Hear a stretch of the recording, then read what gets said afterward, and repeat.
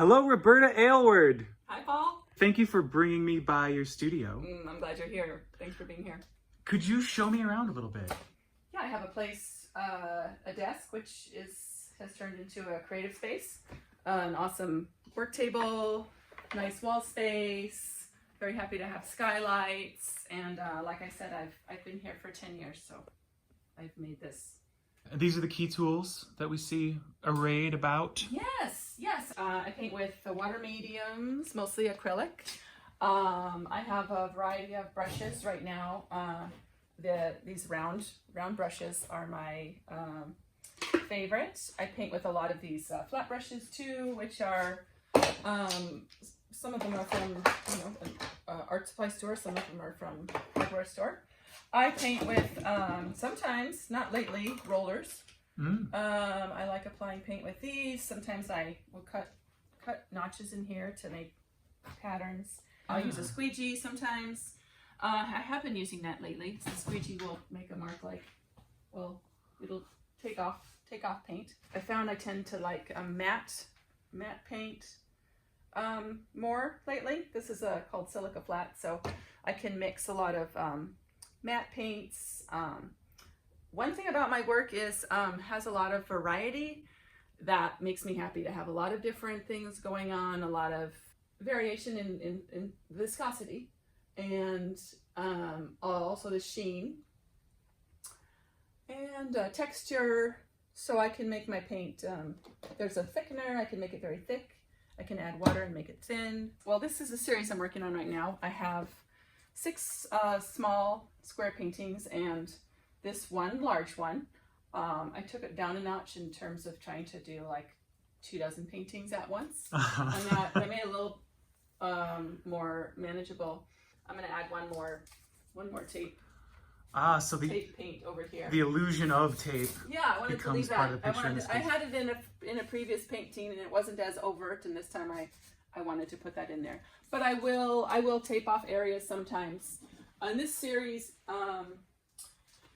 I have some more hard edges, integrating the hard edges and the very gestural, spontaneous marks. Just trying to get like a whole lot of variety, and then editing back down to something that is satisfying. It's abstract with something familiar. This is something. These are washers that have been affixed with a medium to the surface. They start off, and when the panel is gessoed, so they're starting off as part of the substrate. I'm doing my best to hide them sometimes and then have them move forward, but there's no denying that they're there. I can't hide them altogether. So I'm still trying to figure out like these two, obviously I like touching them, feel like sort of a mass. This one has a kind of a more botanical feel. So that shout, that loudness of them, right? There's no way out. There's no way to completely obliterate them.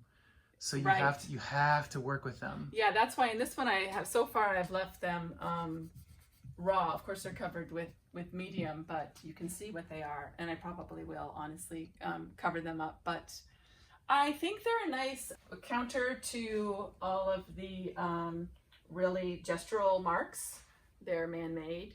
They're machined, right? Yeah, they're so regular. Yes. So they're really, they feel like, oh right, they're from the hardware store. They're not natural. Mm-hmm. They're not from the natural world. They're very different from the gestures we make. Yeah. I like that word. Yeah, they're machine. They're part machine. Yeah. So yeah, I guess my paintings are part machine. I like that. You are working very intuitively? You're not working from, say, source imagery or something like that? Correct. How does that work? I'm working intuitively. So how do you find the ideas? So I'm starting off spontaneously, and then things emerge. And then I'm taking cues from the painting.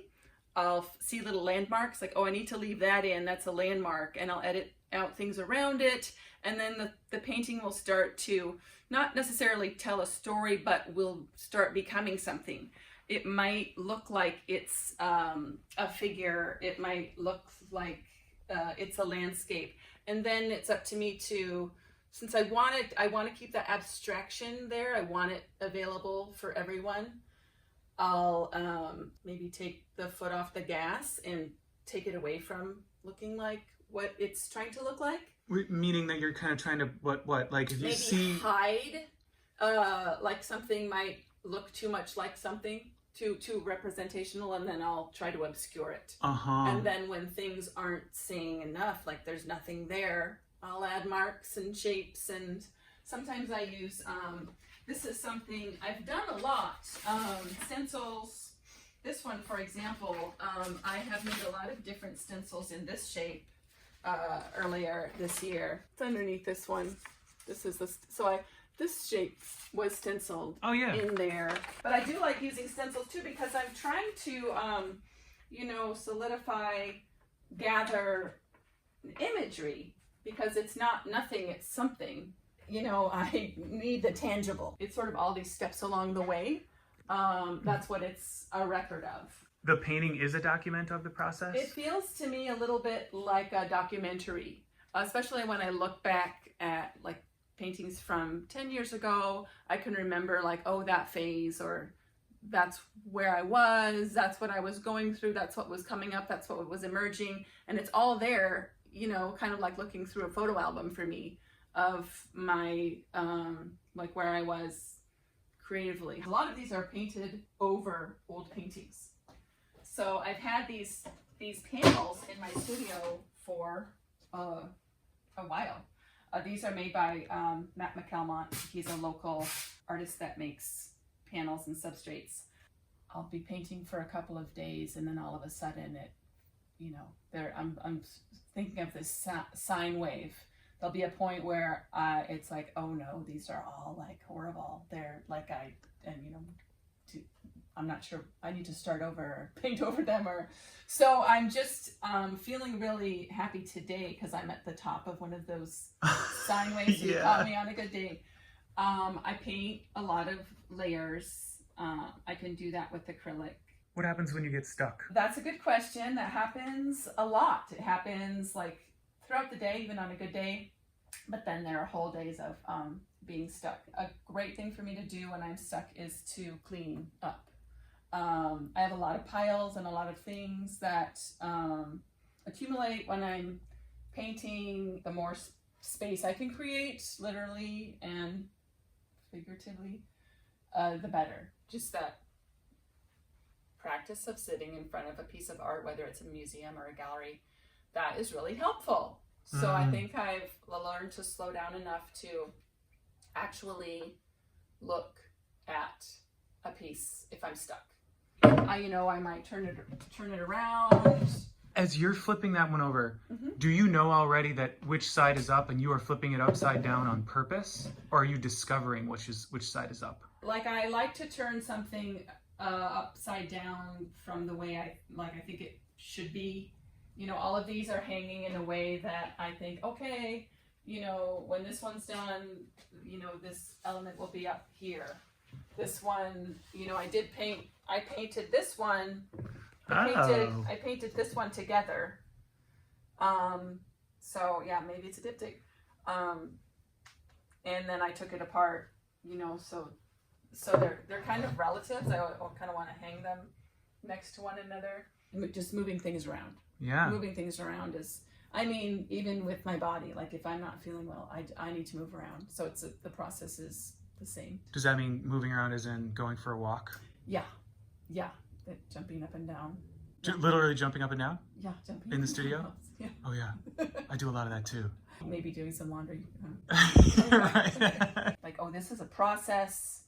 Then when it's finished, this is like a solidified, you know, object representing that process, that time, that thing that I was working on, thinking about, struggling with, happy about. So I guess in that way, they feel to me like they're, you know, like objects that I can like trust to hold those things for me. Yeah, I love that. Yeah. Well, thank you so much, Roberta. Thanks, Paul. Appreciate it.